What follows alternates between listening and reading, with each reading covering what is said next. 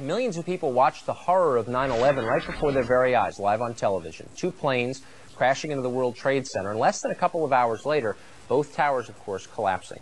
My next guest says that hijackers may not have brought down the towers by themselves. Here to explain his controversial theory, Stephen Jones. He's a professor of physics at Brigham Young University in Provo, Utah. Professor Jones, thanks for coming on. Sure, thanks, Tucker. Well, just sum up this, obviously, your theory, just the one sentence that I just explained in the intro, contradicts what we all think we know about how these towers collapsed. Quickly sum up your explanation for what happened.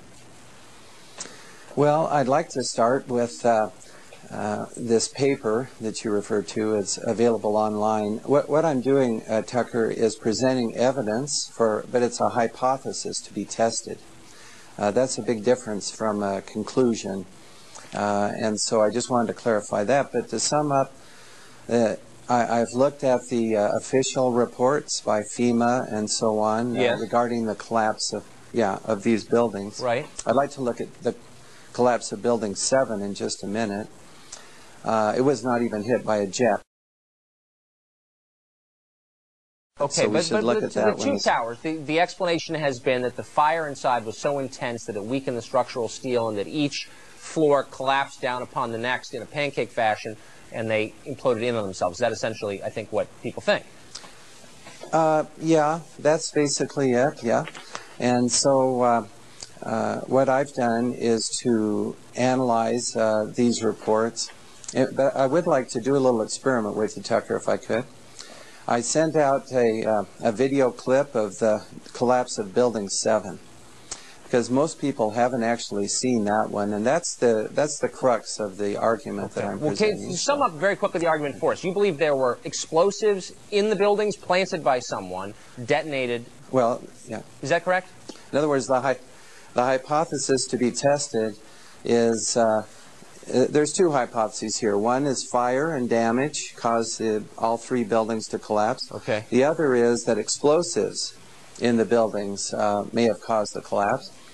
And so then we analyze and see which fits the data better. And I've done that in my 25-page paper. I want to read you a quote from the Deseret Morning News, a paper in Utah from you. I'm quoting now. It is quite plausible that explosives were pre-planted in all three buildings and set off after the two plane crashes, which were actually a diversion tactic.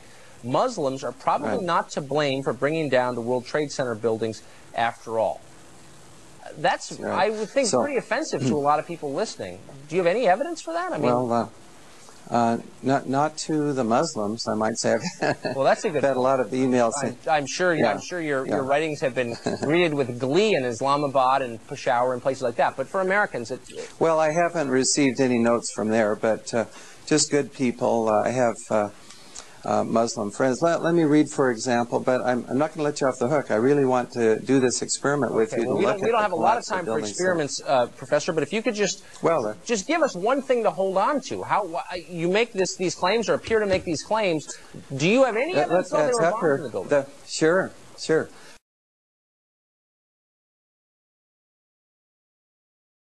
Let's start with the collapse of Building 7. Can you roll the video clip that I sent to you? Okay, I'm not sure if we can.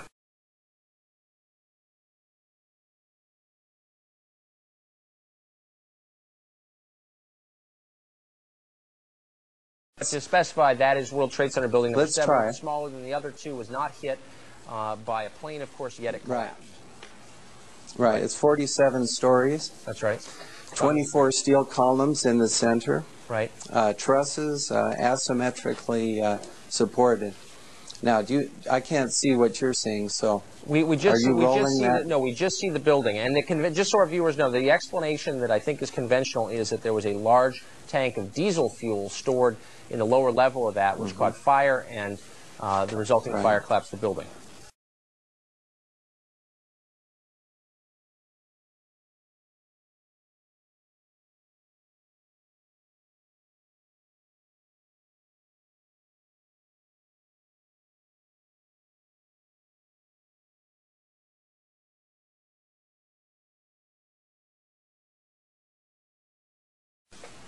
Well, that's basically it, yeah.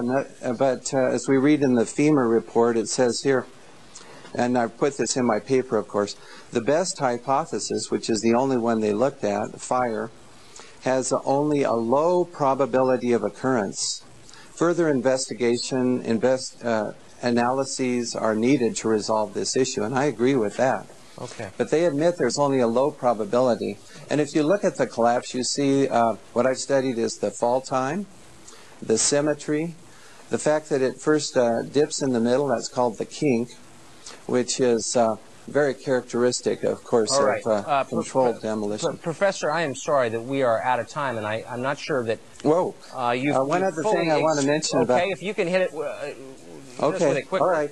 Okay, here we go. Molten metal in the basements of all 3 buildings. Right. And yet all scientists now reasonably agree that the fires were not sufficiently hot to melt the steel. So what is this molten metal? NASA and the U.S. Geological Survey created this thermal map of the temperature of the rubble. This map was created 5 days after the towers were attacked.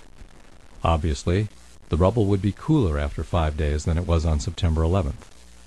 Firefighters sprayed millions of gallons of water on the rubble during those 5 days, and it also rained. However, one location in the rubble of Building 7, with little fire, was above the melting point of aluminum, and so was one location in the rubble of the South Tower. Not surprisingly, smoke came out of the rubble for months. Peter Tully, president of one company hired to remove the debris, and Marc Loiseau, president of Controlled Demolition, told the American Free Press that steel had melted in the basements of both the towers and also Building 7. These incredible temperatures are evidence that explosives were used. Jet fuel cannot reach these temperatures. It's a direct evidence for the use of high-temperature explosives such as thermite.